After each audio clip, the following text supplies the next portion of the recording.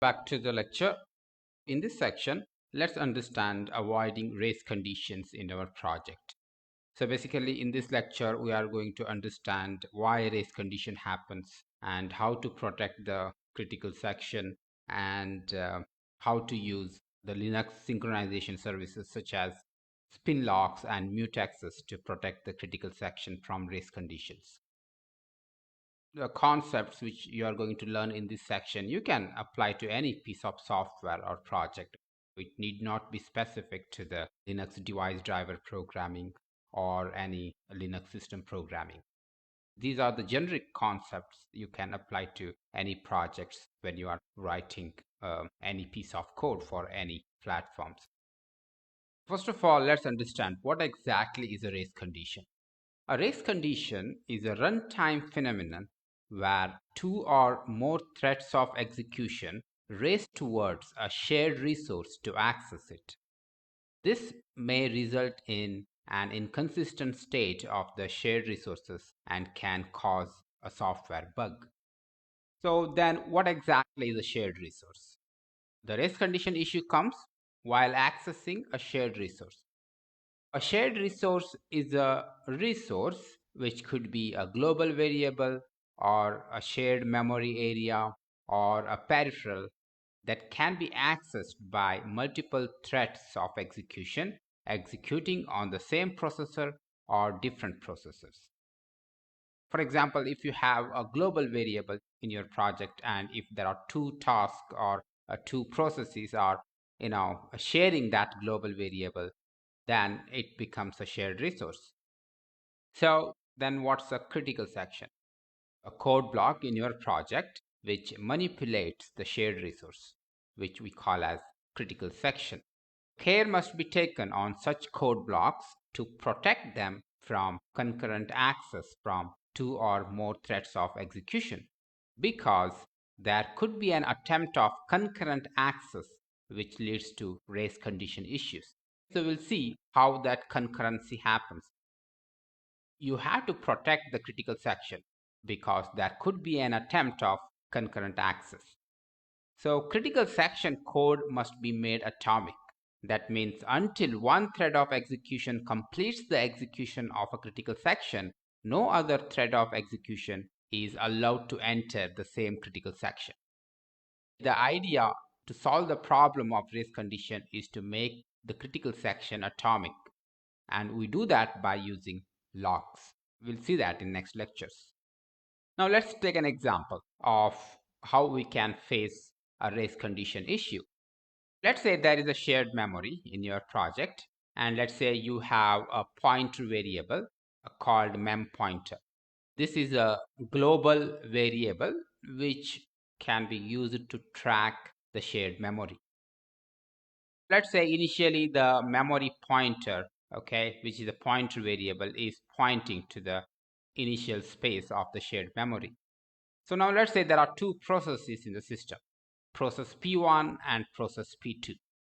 Let's say process P1 wants to store a data byte into the shared memory, so it manipulates the global variable mempointer. What it does is it just calls store 10 into the memory location pointed by this mempointer. So 10 will be stored here. And after that, it increments the memory pointer. So the memory pointer points to the next location. And after that, P1 process completes its job and it leaves the CPU. And now the process P2 runs. It stores 99 into the memory location pointed by mempointer. Let's say 99 is stored here. After that, it increments the memory pointer. So memory pointer now points here and it leaves the CPU. Like that, process P1 and P2 executes on the CPU and they do their job. Here, if you see, this is fine, right? I mean, you see there is no issues with this code block. This would be fine if the system is a uniprocessor system and the kernel's process preemption is disabled. If your system is a uniprocessor system, that means processor which has only single core, or a system in which only single core is being utilized by the kernel, and if the kernel's process preemption is disabled, then it is perfectly fine. Manipulating the shared resource memory pointer without using any locking is fine, no problem, it works. So if you don't know what preemption in OS is, it's a process of forcefully removing a currently executing task from the CPU and allowing some other task to run on the CPU. This is done by the scheduler. Basically, in a preemptive kernel, the task which is running on the CPU need not be running up to completion. So that is, at any time, a task can be removed or preempted from running state, and scheduler can make any other task to run on the CPU. That's what we call as a preemption. So now let's again analyze this scenario with kernel preemption enabled. So you can also turn off the kernel preemption. There are configuration items to do that. Let's say initially the mem pointer is pointing here, and let's say process P1 is executed first on the CPU by the scheduler. It executes store 10 at this memory pointer. So 10 will be stored here, and then let's say the scheduler preempts or removes this process P1, and it allows P2 process to run on the CPU. If that happens, then there is a chaos. Let's say preemption happens here, and now P2 runs. Now what P2 does is, it actually uses the same memory pointer and tries to store the value 99. You see here, the value which is written by process P1 is destroyed. That's why the P2 is going to override that, right? The P2 makes it 99. So you lost the value which is written by the process P1. So if someone is reading on this shared memory, then that task or that process may not see the value which is written by the process P1. Then what happens is it increments the pointer here. So pointer comes here, and after that process P2 completes. So when it is completed, let's say the control goes back to the process P1. Scheduler runs P1. Now what it does is it just increments the memory pointer. Memory pointer now points here. You see here there is an inconsistency, right? You lost some data which is presented by the process P1. This is a case of race condition. Here there is a problem. The problem of manipulating this shared resource in a random order, right? The manipulation on this shared resource should happen serially. First, P1 should do its manipulation on this pointer, and only when it completes that manipulation, other processes should be allowed to do any other manipulation on that shared resource. So that's why, to solve this problem, what you should do now is you should treat this as a critical section, and you have to make it atomic. Remember, critical section is a code block where the shared resource is manipulated. So at these two places, the shared resource is manipulated. You should treat this as a critical section. How to solve this race condition issue? Let's see that. So now let's introduce a lock. Let's first try with a software lock, a global variable lock. If lock is equal to 0, then that means lock is available. If lock is equal to 1, then lock is not available. Now let's redo our process P1 and process P2 accessing the critical section. So now what process P1 does is, it first checks whether lock is equal to 0 or not. If lock is equal to 0, that means lock is available, so it makes lock as unavailable. It makes lock is equal to 1. And after that, it does its manipulation over the shared resource. When the manipulation is completed, it releases the clock here. So it makes clock available and it exits. Let's see whether it solves our problem of race condition or not. Now let's say first the scheduler runs P1 process. Let's say First, P1 checks whether lock is equal to 0 or not. Let's say lock is equal to 0 initially. So this condition becomes true. If it is true, then process P1 makes lock is equal to 1. Now let's say here the preemption kicks in. Let's say at this point, the scheduler preempts this process P1. And let's say process P2 runs now. What P2 does is it checks whether lock is equal to 0. That turns out to be false. Why? Because process P1 has already made lock is equal to 1. That's why P2 will not enter into this code block.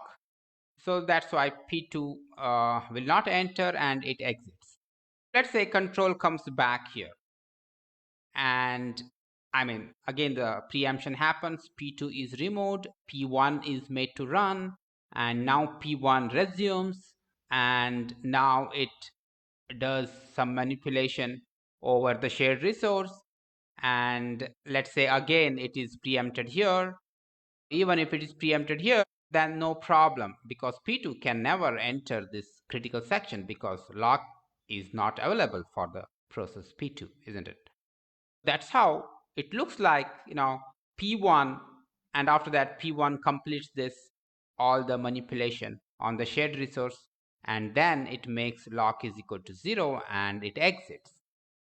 When the process P2 is scheduled to run, then it sees that lock is equal to 0, and then it acquires the lock and it does its manipulation. By this logic, it looks like we solved the problem of race condition, but that is not true. So now let's analyze further. So now let's analyze this. Let's say first the process P1 runs, and let's say P1 executes this compare code. This is if lock is equal to 0, that's the compare, isn't it? Let's say P1 executes this successfully, and let's say this turns out to be true for P1. And after that, let's say the preemption happens, and now let's say P2 runs. Now P2 does the comparison and it turns out to be true, right, for P2 as well. After that, again the preemption happens and now P1 runs. When P1 runs, it makes lock is equal to 1. So it locks. And after that, let's say it calls the store method. It manipulates the shared resource. That's fine. After that, let's say here again the preemption happens. Now P2 runs. And now P2 also can make lock is equal to 1 and it can manipulate the shared resource, right? You see here, both the processes P1 and P2, they are in the critical section. That means atomicity of the critical section is not achieved. That is, before P1 finishes the critical section, P2 races towards the critical section. That's why by using a software lock logic, you cannot prevent the race condition issue. So now how do you solve this issue?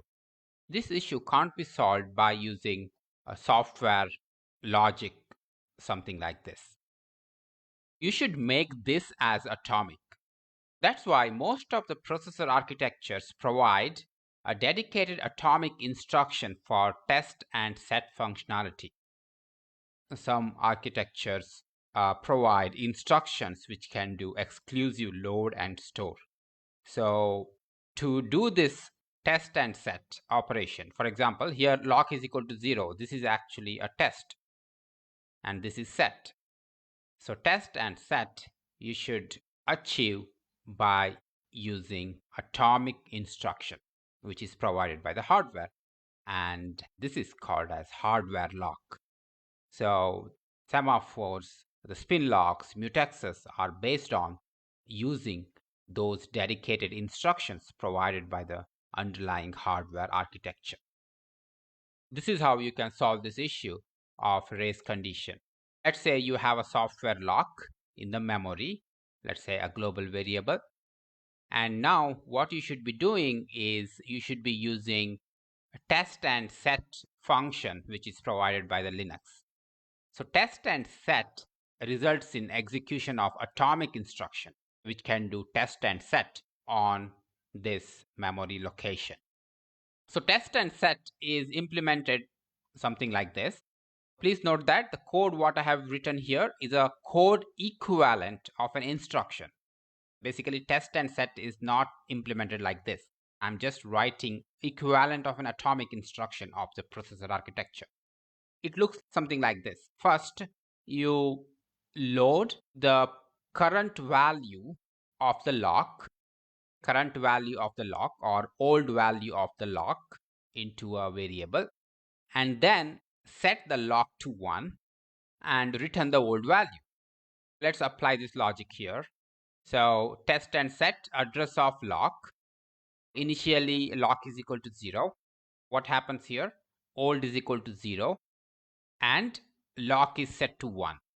That is, lock is acquired here, and return the old value.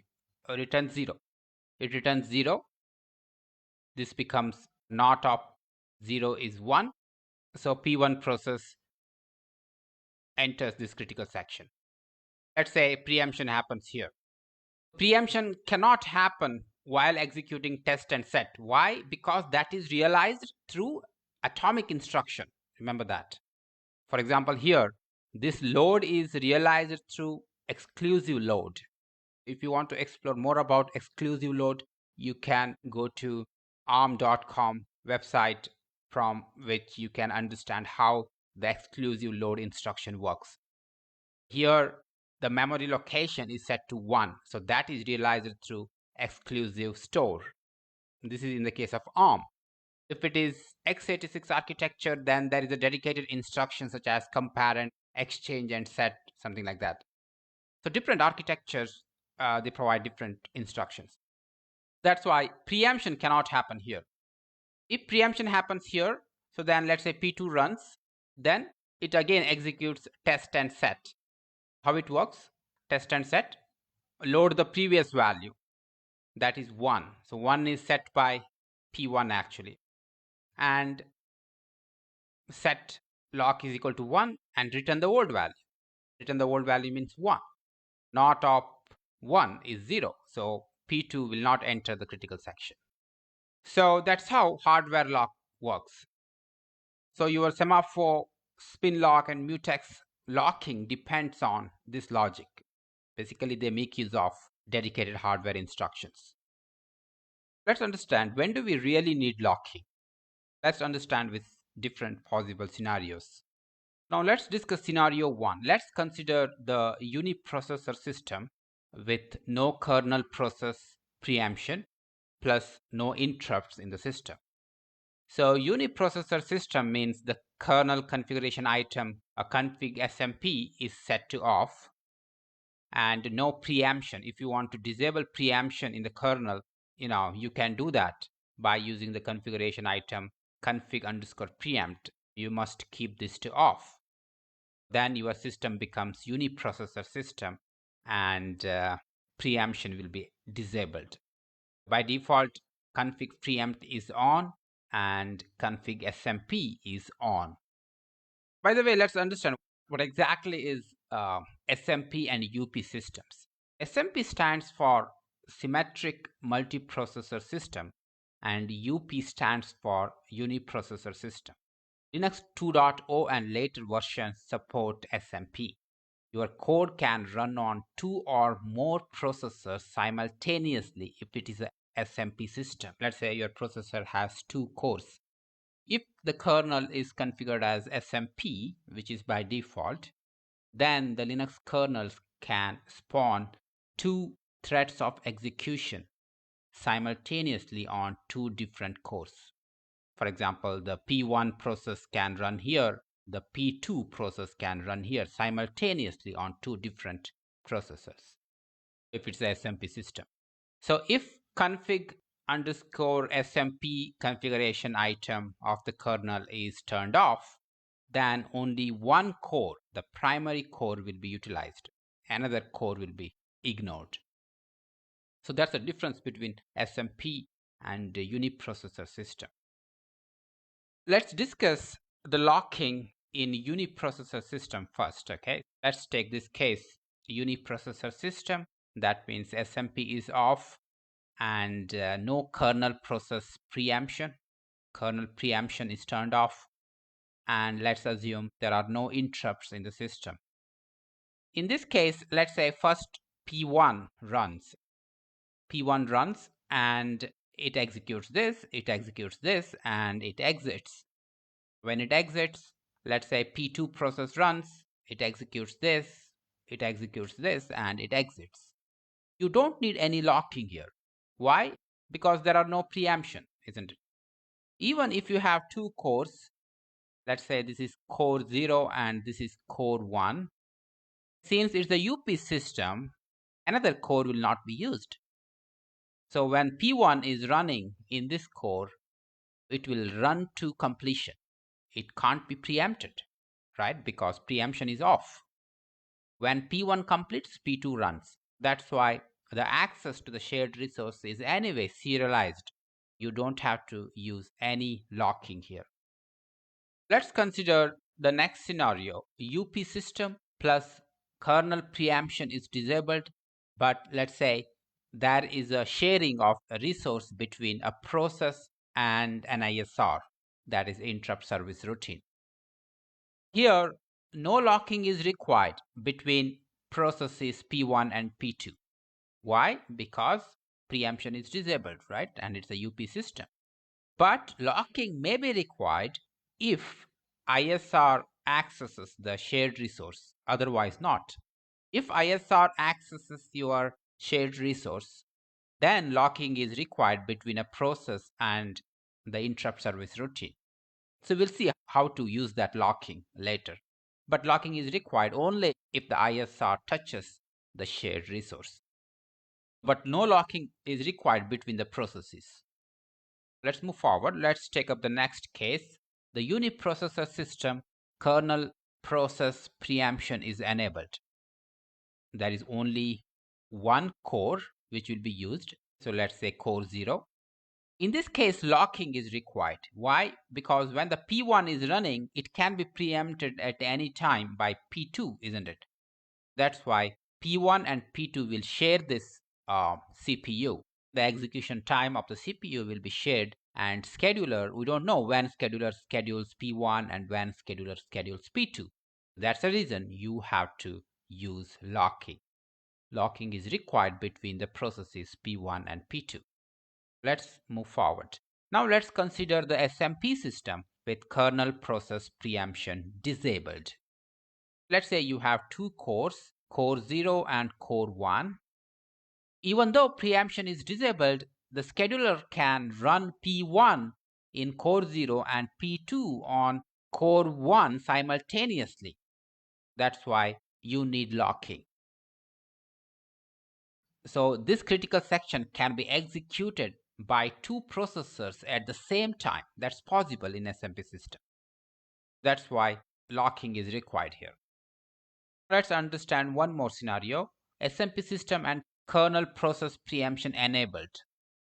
Here again locking is required because let's say P1 runs here and P2 runs here.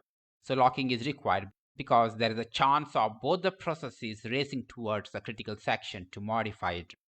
So it's possible. And kernel preemption is enabled. Let's say the scheduler schedules P2 here. It preempts P1. P1 can immediately run over here. So that's possible. That's why locking is required in this case as well. Let's say SMP system plus interrupts enabled. So let's say you have core 0 here and you have core 1 here. Let's say P1 runs here and hardware interrupt triggers this CPU and ISR runs here. In that case, locking is required because ISR and the process can run simultaneously. They both can race towards the critical section. That's why locking is required here as well. I hope you understood different scenarios what I have just discussed. So now how to do this locking we'll understand later because the Linux kernel gives us various tools such as spinlock, mutexes, semaphores to implement the locking. The underlying locking logic depends on the hardware lock, what I explained in the previous slide.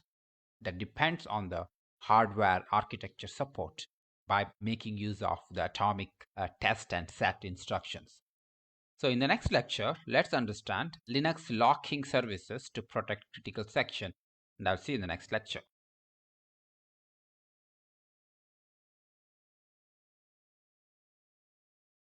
In this lecture, let's understand Linux locking services to protect critical section. Let's see what are the services Linux provides. So majorly, there are three types of locking in Linux. These are the locking services provided by the Linux. The first one is Spinlock, Mutex, and the last one is Semaphore. In this course, I will be discussing Spinlock and Mutex. So there are some guidelines about using them. Please note that if you are protecting a critical section in the code which runs on behalf of the user request, that is, if the kernel runs in process context or user context, then you can either use Spinlock or Mutex to guard the critical section. If you want to protect the critical section of the ISR, that is interrupt service routine, which runs in interrupt context, then you have to use Spinlock. That's a guideline. So if you are wondering what is user context and interrupt context, let's take an example, simple example. Let's say you run a cat command from your command prompt. What is that cat command? That's a user program, isn't it? That user program triggers system call handler, because cat is a system call, which is the user program. So when you run that, it triggers the kernel, isn't it? That means it triggers the system call handler, which is implemented as a module in the kernel space. So system call handler runs in kernel space. It's a privileged code. It runs in the kernel space. Here, the kernel code runs on behalf of user request. Hence, this code runs in user context or process context. We can say that system call handler runs in user context or process context. So let's say in the previous example, you did something like this. You did echo, some text to the device dev pcd, right? You did this. What triggers when this happens? The write method of your driver triggers. So your module in this case is executing in process context of echo command. So it's like that. That's why what this guideline says is, if you are protecting a critical section in the code which runs on behalf of user request, then you can use either Spinlock or Mutex. But there is also something called interrupt context. So the kernel code executes in interrupt context when there is an interrupt assertion from the hardware. Whenever hardware interrupt triggers, the ISR runs automatically, right? That ISR code, we call it as interrupt context code. Kernel is executing a code of interrupt context. That is not behalf of any user request. That's why we call tasklet or interrupt service routine as code which are executing in interrupt context. So that's why the guideline says if you want to protect the critical section of the ISR or any code which runs in interrupt context, such as tasklet, timers, ISRs, you cannot use Mutex. You have to use Spinlock. I'll tell you why, okay, when we discuss about Spinlock and Mutex. Let's move forward.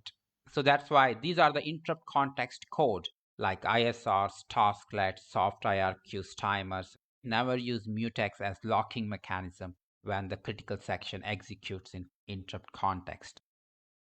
In the next lecture, I will cover Spinlock versus Mutex. I'll see you in the next lecture.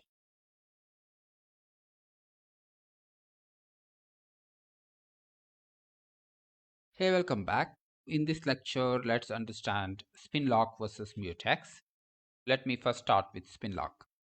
Spinlock is a kernel synchronization service or locking service used to avoid race condition while accessing shared resources. Only one thread of execution can hold spin lock at any given point in time. So when a thread tries to acquire a spin lock which is already held, the thread busy loops or spins on the processor until the lock becomes available. Since a thread busy loops on the processor, wasting processor execution cycles, it is not wise to hold the spin lock for a longer duration. Spin locks are suitable for short critical sections. So spin locks come in various versions, importantly IRQ and non-IRQ versions, and they protect shared resources by concurrent access by disabling kernel preemption and interrupts on the local processor. In spin lock, you have to remember two important things. One is when the lock is not available, it spins or busy loops on the processor, okay, wasting the processor cycle. Second thing what you have to remember is spin lock disables kernel preemption and it can also disable interrupts on the local processor. Let's understand more on that. There are some guidelines while using a spin lock. Spin locks are non-recursive in Linux. A thread that tries to acquire a spin lock which is already held by the same thread, the thread busy loops waiting for itself to release the spin lock. That will never happen because it is busy looping. It will never proceed to execute the code which releases the spin lock. So this leads to self-deadlock. Let's discuss this. What is self-deadlock? So let's say P1 process executes something like this. Let's say P1 process runs, it acquires the spin lock. What is acquiring a spin lock? It's nothing but inside the spin lock there is a variable called lock. Making lock is equal to 1 is nothing but acquiring a spin lock.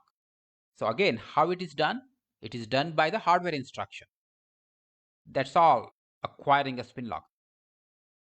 So acquire the spin lock and after that execute the critical section and release the spin lock. That means lock becomes 0. You have to use something like this. You cannot use something like this. What happens here if you try to do this?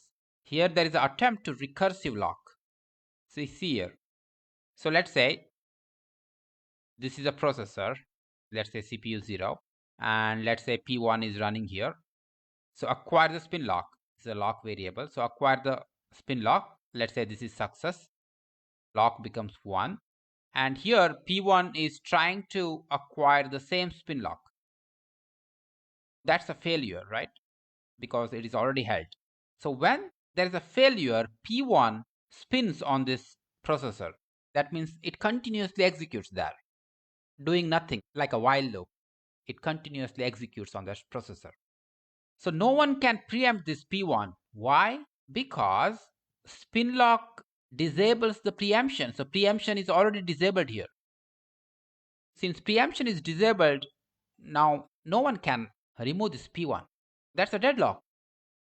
P1 cannot proceed to this line where it releases the spin lock. Process P1 will stop spinning only when the lock is available. Lock will be made available here, right? But it is already spinning here. That's why process will not proceed to the code which releases the spin lock. So it will not proceed here. That's why it will lead to self-deadlock. I hope you are getting this point. So that's why spin locks are non-recursive in Linux. That's why don't try to acquire a spin lock which is already held by the same thread. So spin lock disables preemption and busy loops. So this will hog the processor doing nothing. So use spin lock when the critical section is short. That doesn't mean that you have to put timer and you have to measure it. Just analyze your code. Spin locks are best suited to guard concurrent access to shared resource from interrupt handlers. Spin lock is the only choice available to lock the critical section from the interrupt handler. Why? Because it spins, okay? It doesn't give up the processor. I will talk about that later, why spin lock is suitable for interrupt handlers. So spin lock cannot be used to protect the critical section which sleeps. So this is one more interesting thing. You cannot use a spin lock to protect a critical section which sleeps. I will also discuss this last point a little later. Now let's consider the uniprocessor system, okay? On uniprocessor system, spin lock acts as a marker to enable or disable the kernel preemption since locking is not required. Now let's take an example of SMP. Let's say there are two processors, CPU 0 and CPU 1, and in the memory there is a lock, and lock 0 means lock available and lock 1 means lock unavailable. Let's say process P1 runs here, and at the same time P2 runs here because it's SMP. P1 here and P2 here. So first, now let's say both the processes, they try to run spin lock. That means they try to lock this variable which is there in the memory. Simultaneously they try to do this. It can happen. That means CPU 0 should start one memory transaction, right, to make this lock is equal to 1, and CPU 1 also should do one memory transaction to make this lock is equal to 1. But those two transactions will not happen at the same time. Why? Because at the hardware level, the access to the memory is serialized by the arbiter, right? There is a bus arbiter, bus master arbiters, which will serialize based on the master's priority. In a computer system, there could be multiple masters. So CPU 0 is one master, CPU 1 is another master. There could be DMA masters, there could be USB master, Ethernet master. They all try to catch the bus, which leads to various peripherals such as memory or to different peripherals. So the concurrent access to a memory may be serialized by the arbiter, maybe based on the priority. Maybe CPU 0 has higher priority over CPU 1 to catch the bus. That depends on the hardware implementation. The spin lock function actually triggers an instruction, atomic instruction, which triggers all these bus transactions.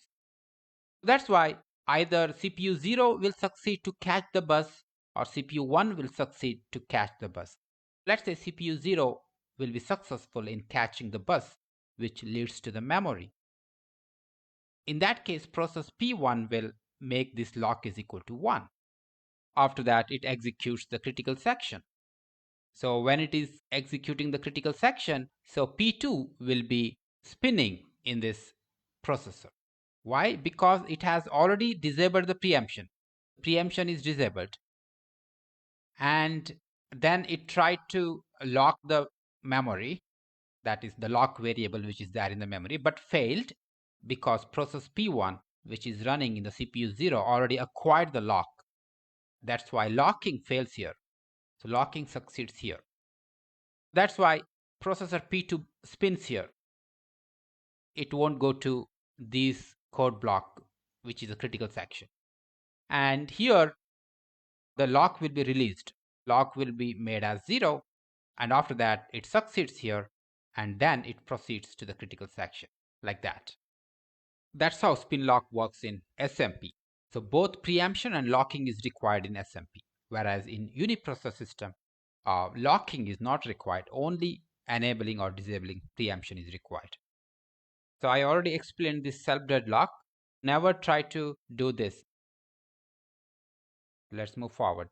Let's discuss the deadly embrace. This is a problem which may happen either in spin lock or any kind of locking. It need not be spin lock. So when you have multiple locks, always try to acquire the locks in order. Let's understand this with an example. Let's say there are two CPUs, CPU 0 and CPU 1. Now let's say thread 1 or process 1 acquires the spin lock. Let's say thread 1 or process 1 runs here, T1, and T2 runs here. Let's say, or you can consider it as process 1 or process 2. Anyway, it is same. So now let's say thread 1 acquires spin lock A. Let's say it is successful, and thread 2 acquires spin lock B. That is also successful. Thread 1 acquires spin lock B. Not possible because thread 2 is already holding that. So it spins here.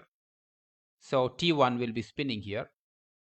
After that, thread 2 acquires spin lock A, which is not possible because it is already held by thread 1.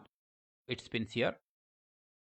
Preemption is disabled. Here also preemption is disabled. You see here, both are just spinning on different processors. Scheduler cannot remove this T1. There will be no scheduling. So both the processors will hog. Because here thread 1 is waiting for B. It is waiting for B, and thread 2 is waiting for A. Both are waiting for the locks which are held by one another. This is called a deadly embrace. It's a deadlock actually. So such issues may happen while using a lock. Okay, any lock. It could be spin lock, mutex, or any lock. That's why the solution is always acquire in order. Order could be anything that based on your project or how many spin locks or locks you use. You have to define one order and you have to document it. If it is acquired in AB order, then it should be acquired in AB order. It should not be acquired in BA order. Here I said that spin lock cannot be used to protect the critical section which sleeps. What does that mean? Let's see. Note that it's not recommended to use spin lock to protect the critical section that sleeps or blocks. So always use spin lock with the critical section which is atomic in nature. For example, let's say there is a processor 0 and let's say you have process P1 running, and first what happens is spin lock. It calls spin lock before acquiring the critical section. P1 process acquires the lock and it calls critical section. Let's say critical section is let's say copy to user, a function which we used in the earlier part of the course. Let's say it's a critical section code, copy to user, and it unlocks, spin lock unlock. This is a critical section. This is a kernel function, copy to user, which sleeps. That means the kernel can block this process P1 when a sleeping function is called. So what copy to user does? It copies some data into the user memory. Let's say user memory is not available, or the user pages are not available currently in the memory. In that case, this function goes to sleep, or it will get blocked until the user memory is available. Kernel can put this process P1 to sleep until user memory or user pages are available to put the data into the user memory. So when you use such sleeping APIs or kernel functions, the P1 will be put into sleep and the kernel will schedule some other process onto the CPU. Let's say it schedules P2. This is actually a self-induced rescheduling. So of course the preemption is disabled, but this is a self-induced scheduling which is resulted by a function which sleeps. So now when this P2 runs here, since preemption is already disabled by P1 while acquiring the spin lock, there could be a chance P1 will never be scheduled again.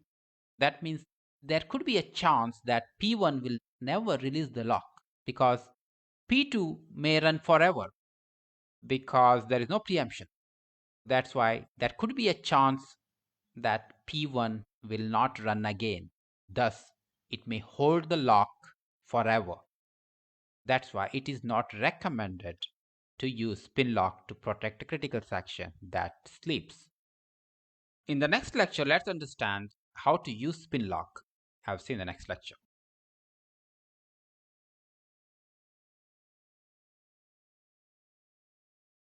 In this lecture, let's explore some of the functions available in Linux to use spin lock. So in your code, you have to represent a spin lock by creating an instance of the structure spinlock_t. This structure definition you can find in spinlock_types.h. So here is a structure and this is a lock variable. Before using a spin lock, it must be initialized. There are two ways by which you can initialize a spin lock variable, the static method and the dynamic method. For some project, static method may be suitable, and for some project you may have to use the dynamic way of initialization. Let's say you want to statically create a spin lock variable and initialize it. Then you can just use this macro define underscore spin lock. So here you just have to mention the name of the lock variable which you want to create. This macro is defined in spinlock underscore types.h. As you can see here, it just creates a variable of type spinlock underscore t with a name what you have supplied here, and it initializes the spinlock variable to unlocked state. So this is basically a static creation. Then what is dynamic initialization? Let's say you have to create a pointer variable of spinlock underscore t in your project, something like this. And then you allocate the memory using kmalloc. And now if you want to initialize this lock variable, you can go for dynamic initialization method. You can use spin underscore lock underscore init, and you just have to pass the address of the spin lock variable. Now let's look at kernel functions to use when we want to lock and unlock a spin lock. Okay, so these functions are defined in include linux spinlock.h. First of all, let's discuss locking. To lock a spin lock, you have got three important functions: spin underscore lock, spin underscore lock underscore irq, and spin underscore lock underscore irq save. Let's understand about these functions one by one. When you use spin underscore lock, you have to send the address of the lock variable what you have created in your project. Spin underscore lock first disables the kernel preemption, and then it tries to acquire the lock. Whereas spinlock irq does one more important thing, that is, it also disables the interrupt on the local processor. In your driver, if a resource is shared between a process and an ISR, then using just spin underscore lock won't protect shared resource being accessed concurrently by the interrupt service routine. You must use spin lock irq, because by disabling the interrupts, spin lock irq function prevents the execution of an ISR on the local processor. So note that spin underscore lock underscore irq disables both interrupts and preemption on the local processor. To unlock a spin lock, you can use spin underscore unlock or spin underscore unlock underscore irq. So if you had used spin underscore lock to acquire the spin lock, then you have to use spin underscore unlock to release the spin lock. Okay, it's like that. So if you had used spin lock irq to acquire the spin lock, then you have to use spin unlock irq to release the spin lock. Now the bad thing about using spin underscore lock underscore irq is when you use spin underscore unlock underscore irq to unlock the spin lock, interrupts will be enabled even if interrupts were disabled before acquiring the lock. You see here, this function is defined in spinlock.h, and this function calls this function which is defined in spinlock underscore API underscore SMP.h. And if you see here, it first releases the lock, then enables the interrupts, and finally enables the kernel preemption. So it doesn't matter whether interrupts were enabled or disabled before acquiring the lock. It just enables the interrupts, which is bad and may lead to some issues. It's better to use another flavor, that is spin underscore lock underscore IRQ save. So what this does is it first saves local CPU's current interrupt status on the flag variable what you supplied here, and then disables the interrupts on the local CPU. Then during unlocking, it uses that previously saved interrupt status to enable or disable the interrupts of the local CPU. So it just, restores the previous state of the interrupts as it is. So here is an example of locking and unlocking. Remember that you do locking and unlocking over a critical section. For more information, you can visit this documentation page, spinlocks.txt. The documentation says